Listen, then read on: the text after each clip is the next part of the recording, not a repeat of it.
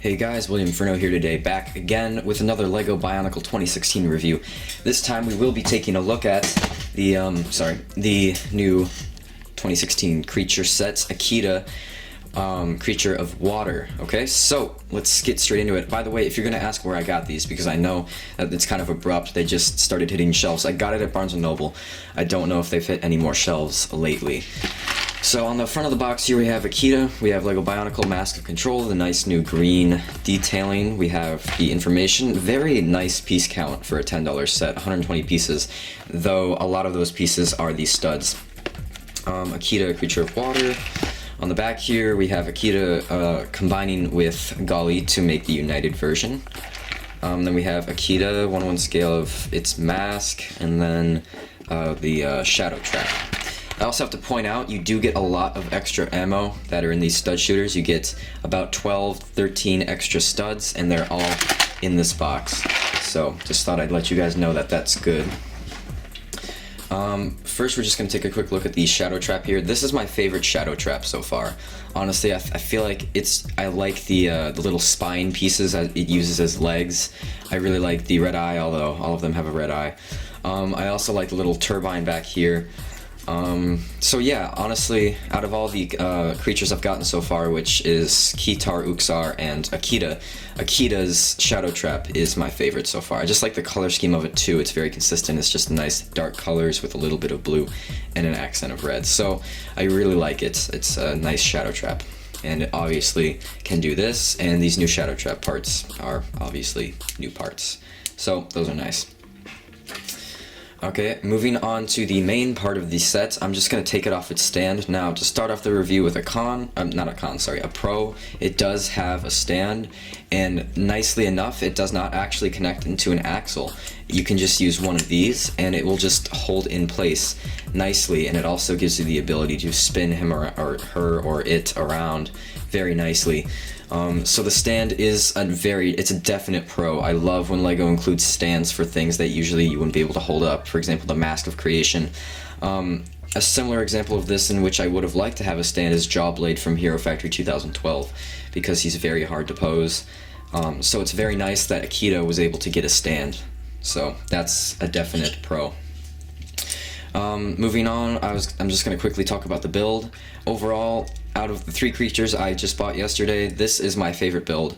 It's very heavily Technic in the center, there's a lot of beams, yet it still keeps the color scheme consistent. LEGO strays from using red pins, except for, that one. They stray from using red pins, and they focus more on black and gray axles and just lift arms that are blue and just Technic pieces that are of dark color that blend in with the rest of the color scheme. So I really like that LEGO decided to do this.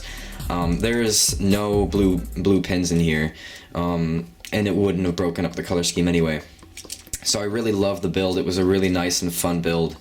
Parts-wise, this is an incredibly nice parts pack. You get these fins in like an azure color. It's like a nice blue color.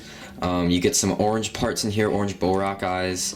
Of course, you get the stud shooters in a trans light blue, which we've already seen. Of course, we get the new head, which has really nice detailing on it. And I love this color, trans dark blue. It's just a very beautiful color. And then, of course, we get the new armor piece on just the on the bottom of it, I guess. It's just a nice piece. It doesn't really have a CCBS connection. In this set it is in silver. It looks a little gunmetal on the camera, but it is silver, I promise you. And it just connects through axles and such, and it is not able to connect through any ball or socket. So it's very interesting that LEGO decided to take this route, but I like it nonetheless. There is actually trans light blue Technic connectors in here. I don't know if those are recolored, but I'm going to go out on a limb and say they are, since I don't think we really see those that often. Okay, so now we're going to move on to the color scheme, which is also another great part about this set. The color scheme is incredibly consistent. Just different versions of blue. You have dark blue, light blue. Some people may not like that, but they sort of balance it out with the dark blue studs in here, actually. So that's really nice. And then, of course, we have a little bit of light blue back here, and then the azure and orange, with little hints of black, obviously, but black and gray and all the different grays in there, they don't really mess up the color scheme in any way. Overall, it's very consistent, and I also love the horn right here. Also distributes the orange very well in the front. As you can see, every color is distributed perfectly, and that is just a really nice thing to see. And some people may get annoyed with the silver, but there is more silver down here, it's just not as noticeable. But overall, honestly, the color scheme is just one of the best parts of the set. We move on to articulation. It does have a bit of articulation, not a lot, but it is a fish, so you have neck, more neck. You have these guns can actually just move on these click joints, which is really, really nice. So if you want to have them up here, I actually like that. That's kind of a cool look. Actually, I haven't even really touched the click joints yet. That's actually a really nice point of articulation. And then back here, you have these fins can move up and down, so if you need to change that. And then you have two joints back here, so you can get some really nice poses out of it, although it's kind of looking weird, but nonetheless, you can get some really nice poses. I believe, yeah, that's pretty much it for articulation, but it's understandable that it doesn't have much just because it is a fish creature. Obviously, they don't have a lot of articulation, not that they need it, so it works out. Now, moving on to the functions, the first function, which is the most obvious, is that you can turn the back of these, and just like last year with the protectors, these studs will shoot out. I believe I just lost one and it hid behind there. Oh, I got it. Okay, so yeah, basically, it works just fine. I don't need to show you all 12 studs, because both guns do that, obviously. But yeah, the second function, the best function in my opinion, you can just move this and the guns will just shift down, and that's actually, I've heard from people on BZ Power and Eurobricks, for some reason they think the function is pointless. I actually think it's kind of cool, because obviously you're swimming underwater, so let's say that it needs to stop quick, and it just stops, and then it needs to shoot at what it's looking at below it. And it can't exactly do that when the guns are up here. So this is actually a really, really nice function, at least in my view. And another good part about it is that there's actually friction, because it's built with this arm, this Technic arm here, and it's also built with a bunch of friction pins, frictionized pins. So it actually works out very, very well. And it keeps its pose. And I just feel like you can get this creature into some really nice poses if you want to. So overall, that is a really nice function, and you just do that by obviously turning the tail. So it's very smooth, it's a very nice function. I also really like the detailing right here. It's a really nice detailing. So overall, I've pretty much talked about Akida.